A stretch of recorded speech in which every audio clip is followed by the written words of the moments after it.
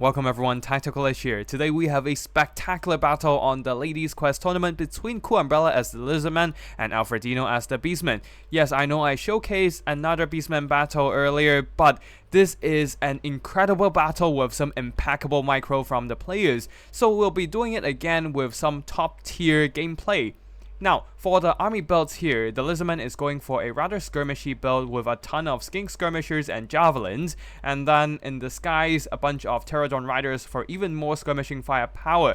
On the ground, there are also some regular melee variant of skink cohorts mixed in for a little bit more bodies, and a single red-crested skink supported by the cohort of Huoto, a very solid monstrous infantry after the buff. On the flanks, there are some Reproductile Riders, one of them the anti-large Colossodon Hunters, and leading the army, that would be Slan Mage Priest of Life, coming in with multiple supporting abilities and spells, including Shield of the Old Ones, Banishment, Earthblood, and Regrowth. Of course, there's also Cold-Blooded to stop any rampage. Now, for the Beastman army, going for a very light and mobile army. We have some Ungor Raiders in the front line. Yes, we have some archers in the front line. On the flanks there, the Centaurs will be pushing for the enemy formations. And at the back, a couple more Centaurs with throwing axes with their skirmishing firepower to shoot down anything from the skies.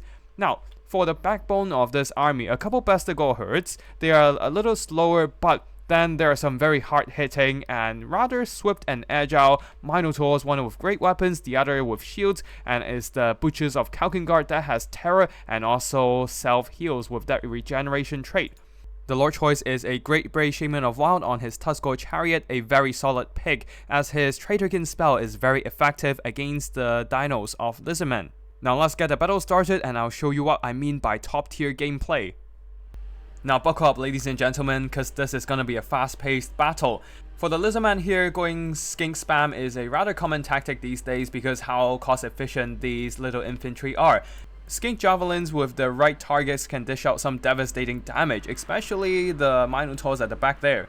They don't have the most armor and will be taking full damage from the javelins, while the skink skirmishers, only costing 400 gold, can trade quite effectively against enemy skirmishers, but of course when there are two Ungor Raiders shooting at them, even their loose formation will not be saving them, while in the middle, the Butchers and Wild Bray-shaman slams into the skink cohorts, taking around half their health off, but then Alfredino keeping them on the run to prevent them from staying in the range of javelins for too long.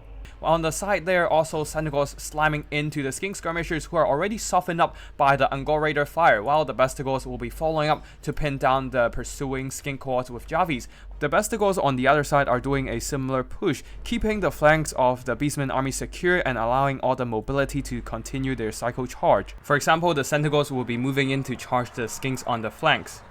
While in the middle, their Grukhooves of Wolfsrun are running towards the skink cohorts who are pushing forward. Because they are running forward, they do not have the bracing mitigation against enemy charge damage and will be completely flattened on the charge. And then the Grukhooves of Wolfsrun, the Centaurs with throwing axes, are now moving on to the next skink cohorts with Javis. With the nice impact damage, they're quickly dropping in terms of leadership low enough for the terror from the Butchers of Kalkengard to trigger, immediately leading to the chain route of two skink cohorts. At this point, the Beastman push is completely stalled by either the Bestigors or the cycle-charging Centaurs and Minotaurs. The skinks are trying to go around the Beastman defenses, but the Bestigors are pursuing them while tanking all those javelins. Very nice micro from Alfredino so far, constantly keeping his units on the move, never bogged down in melee, exactly how you want to perform a cycle-charging tactic. Now the cohort of Huoto does not have anything to stop them, so they will be pushing and those Centaurs needs to back off, which Alfredino will be quickly doing so. In the middle there, the Pterodon Riders are getting hit by the Traitorkin upgraded version, taking substantial damage, especially when fired upon by the Ungor Raiders. A Shield of the Old Ones is dropped, but that is not enough to save the red-crested skinks who are unbraced and are ran down by the Grukhooves as well. At this point, the Lizardmen who were originally pushing are being slowly pushed back by the Beastmen. The Reproductile Riders are here to tie down the Ungor Raiders, but they are now being shot at by the Centaurs with throwing axes. The Bestigors are pinning down the skinks, allowing the Centaurs to pull out of the engagement, going after the Reproductiles for a rear charge. The Quad of Huoto, despite receiving a regrowth and having the dazed effect to debuff enemy Butchers of Kalkengard, they are actually not having the greatest trait here because of all these missile units available to counteract this armored unit. We can see that the crossfire will be coming in soon, doing some nasty damage against the cohort of Portal there. Despite their armor, it's not going to help them against the armor-piercing throwing axes. On the far side there, the Colossadon Hunters are being swarmed by the Sentinels. With their low armor and melee defense, this is no surprise, even with their anti-large. And at this point, the backline, all these Angkor Raiders are pretty much secured, free to fire at whatever unit they can find. There are still some skin cohorts pushing forward, but then a sandwich charge from the Senegals and Minotaurs should be able to finish them off, especially with the Angkor Raiders shooting at them from the flanks. On the far side, Senegals cleaning up all the routing skinks, or at least just pinning them down, preventing them from returning to the main fight, as the Court of Portal is finally eliminated without any infantry support. There are some skinks remaining on the field, but at this point it is probably too little too late. All that's left on the field are some Pterodon Riders who are not the greatest at dishing out burst damage. They're more of an attrition type unit with low unit model counts and decent missile strength. Now, the Senegals with throwing axes, especially the Grookhooves of Wolf's Run, are free to roam around as they please. They have their eyes set on some poor skink skirmishers who will be sandwiched by the Bestigals from behind. The Slime Mage Priest of Life is still fighting, but then the Minotaurs with great weapons are getting their eyes onto the Slime Mage. Surrounded by anti-large armor piercing, this poor Slime Mage Priest of Life will be suffering a horrible death. Pterodon Riders try to support, but they're now exposed to the crossfire of all these Angkor Raiders. They don't have their rocks anymore, I believe. Yeah, their rocks drops have been used.